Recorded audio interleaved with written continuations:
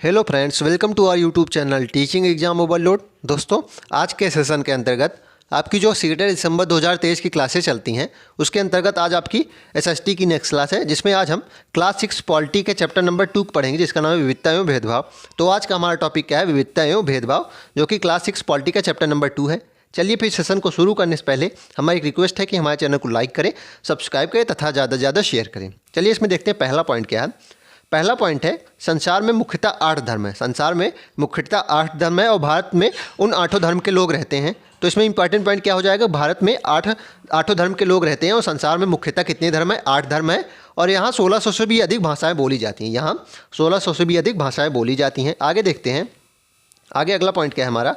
अगला पॉइंट एक पूर्वाग्रह क्या होता है। जब हम किसी के बारे में पहले से कोई राय बना लेते हैं और उसे हम अपने दिमाग में बिठा लेते हैं तो वह पूर्वाग्रह का रूप ले लेती है। ज़्यादातर यह नकारात्मक होती है, जैसे कि कथनों में दिया गया है, लोगों को आलसी या कंजूस मानना भी पूर्वाग्रह है।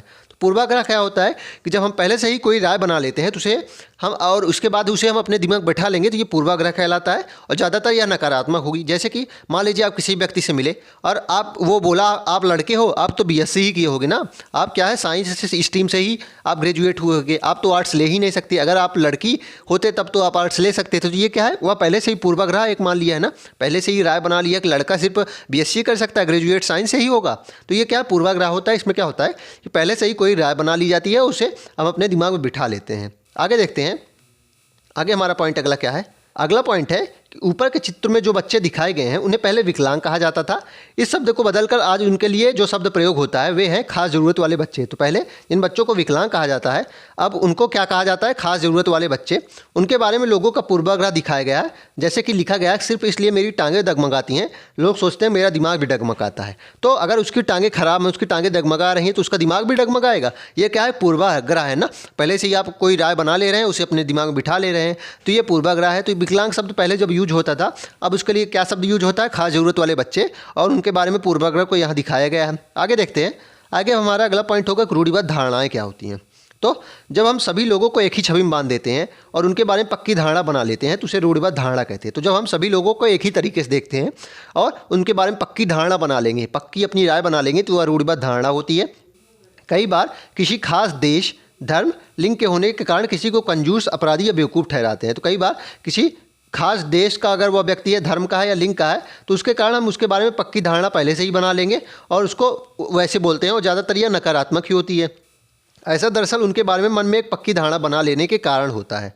हर देश, धर्म आदि में हमें कंजूस, अपराधी, बेवकूफ़ लोग मिल ही जाते हैं। सिर्फ इसलिए कि कुछ लोग उस समूह के वैसे हैं तो पूरे समूह के बारे में ऐसी राय बनाना वाजिब नहीं है। तो इसमें यह बताया जा रहा है कि रूढ़िबद्ध धारणा कैसे होती है। मान लीजिए आप किसी गांव जा रहे हैं, उस गांव में एक चोर को आप देख लेंगे, तो क्या आप पूरे गांव को चोर की निगाह से ही देखेंगे कि पूरा गांव चोर है? नहीं। आप इसमें क्या हो रहा है कि आप सभी व्यक्ति को एक ही छवि में बांध रहे हैं। एक व्यक्ति चोर निकल गया तो क्या हुआ? गाँव में तो अन्य भी लोग हैं। तो क्या है कि आप एक ही छवि में सबको देख रहे हैं और पक्की धारणा बना ले रहे हैं। तो ये क्या है?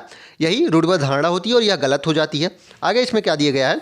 इस प्रकार की धारणा है प्रत्येक इंसान को एक अनोखे और अलग व्यक्ति की तरह देखने से रोक देती है। मतलब इसमें क्या होता है कि अगर हम किसी व्यक्ति को चोर समझ रहे हैं तो मुझे वही चोर ही दिखेगा, उसके अंदर कोई अन्य गुण नहीं दिखेगा। मतलब अगर हम पहले से ही धारणा बना लेंगे तो हम उसकी विशेषताओं पर केंद्रित कर पाएंगे अपना ध्यान और अन्य विशेषताओं पर देख ही नहीं पाएंगे। तो इसमें यही बताया जा रहा है कि इसमें क्या होता है, रूढ़िबद्ध धारणा से प्रत्येक व्यक्ति को एक अनोखे और अलग व्यक्ति की तरह देखने में हमें मुश्किल होती है और रोक देती है रूढ़िबद्ध धारणा।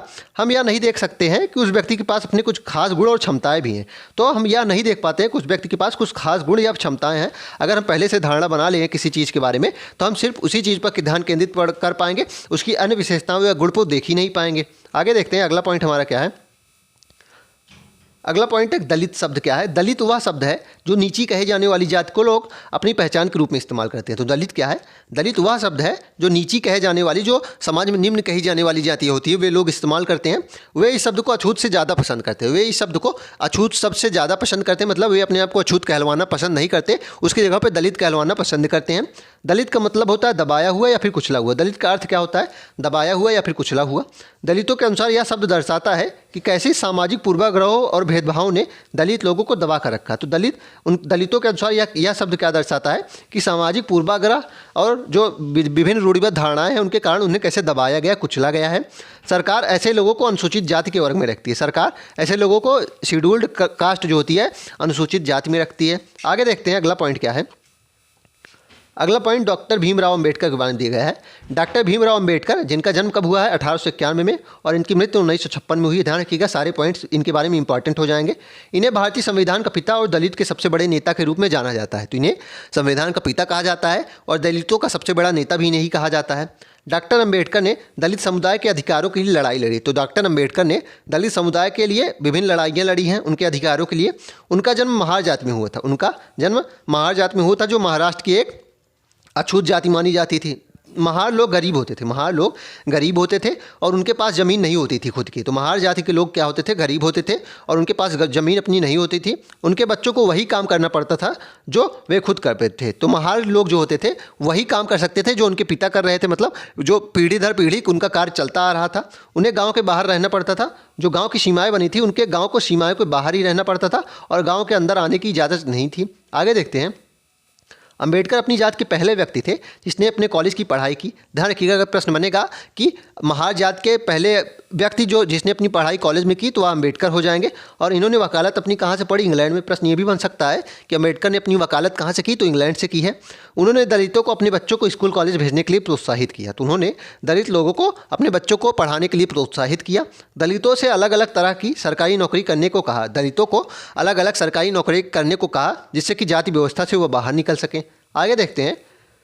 दलितों के मंदिर में प्रवेश के लिए जो कोई प्रयास किए जा रहे थे उन्हें को अंबेडकर ने नेतृत्व किया। तो मंदिर प्रवेश भी दलितों को नहीं मिलता था, वर्जित था मंदिर में प्रवेश करना, और इसके प्रयास जो हो रहे थे दलितों के द्वारा उसका भी नेतृत्व अंबेडकर ने ही किया। आगे देखते हैं अगला पॉइंट क्या है। अगला पॉइंट इसमें है कि बम्बई प्रांत में महार समुदाय को अछूत माना जाता है। अगला पॉइंट इसमें क्या है कि बम्बई प्रांत में महार समुदाय को अछूत माना जाता है। तो महाराष्ट्र क्षेत्र में महार जाति क्या थी, एक अछूत जाति मानी जाती थी और अंबेडकर इसी जाति से संबंधित थे। आगे देखते हैं। हमारा आज का लास्ट पॉइंट शायद होगा। हमारा आज का लास्ट पॉइंट क्या है, भारत का संविधान। भारत का संविधान का यहाँ क्या दिखाया गया, प्रस्तावना या फिर उद्देशिका दिखाई गई। ध्यान रखिएगा, भारत के संविधान की प्रस्तावना या फिर उद्देशिका दिखाई गई है। इसके बारे में इंपॉर्टेंट क्या है कि इसका केवल एक बार इसमें बदलाव हुआ है। कब, 42वें संविधान संशोधन दिया गया, इसलिए बता रहा हूँ। 42वें संविधान संशोधन 1976 में केवल एक बार इसमें बदलाव हुआ है और कभी नहीं हुआ है। तो प्रश्न बनेगा कि प्रस्तावना में कभी बदलाव हुआ है कि नहीं। हाँ, एक बार हुआ है, 42वें संविधान संशोधन 1976 में। उसके अलावा इसमें इंपॉर्टेंट पॉइंट क्या हो जाएगा कि प्रश्न अगर बनेगा कि प्रस्तावना में न्याय की कितनी प्रकार की न्याय की बात की गई है, तो 3 प्रकार की। न्याय कितने प्रकार की बात की गई प्रस्तावना में या फिर उद्देशिका में, 3 प्रकार की, सामाजिक न्याय, आर्थिक न्याय और राजनीतिक न्याय। स्वतंत्रता कितनी चीज़ों की बात की गई, स्वतंत्रता, तो स्वतंत्रता 5 प्रकार की दी गई। इसमें स्वतंत्रता 5 प्रकार की बात कही गई है। उद्देशिका में विचार की, बोलने की, विश्वास की, धर्म की और उपासना की। समता की बात कितनी की गई है, 2 चीज़ों की समता की बात की गई, प्रतिष्ठा और अवसर की। तो इसको ध्यान रखिएगा, न्याय 3 प्रकार की, जो स्वतंत्रता है 5 प्रकार की, समता 2 प्रकार की, प्रतिष्ठा और अवसर की, और एकता और अखंडता की बात की गई। ध्यान रखिएगा, एकता और अखंडता की बात की गई है। तो इसमें क्या क्या है, न्याय 3 प्रकार की बात की गई है, स्वतंत्रता 5 प्रकार की और समता 2 प्रकार की गई है। चलिए फिर इसी के साथ आज के सेशन को हम समाप्त करते हैं। आशा करता हूं कि आपको यह सेशन पसंद आया होगा। अगर आप इसी तरह के अन्य सेशन भी देखना चाहते हैं तो हमारे यूट्यूब चैनल को लाइक करें, सब्सक्राइब करें तथा ज़्यादा से ज़्यादा शेयर करें। साथ ही अगर आप इसकी PDF प्राप्त करना चाहते हैं तो हमारे टेलीग्राम चैनल का लिंक डिस्क्रिप्शन बॉक्स में है, आप उसको ज्वाइन कर लीजिए, आपको सारी PDF वहीं मिलेगी। चलिए फिर, धन्यवाद।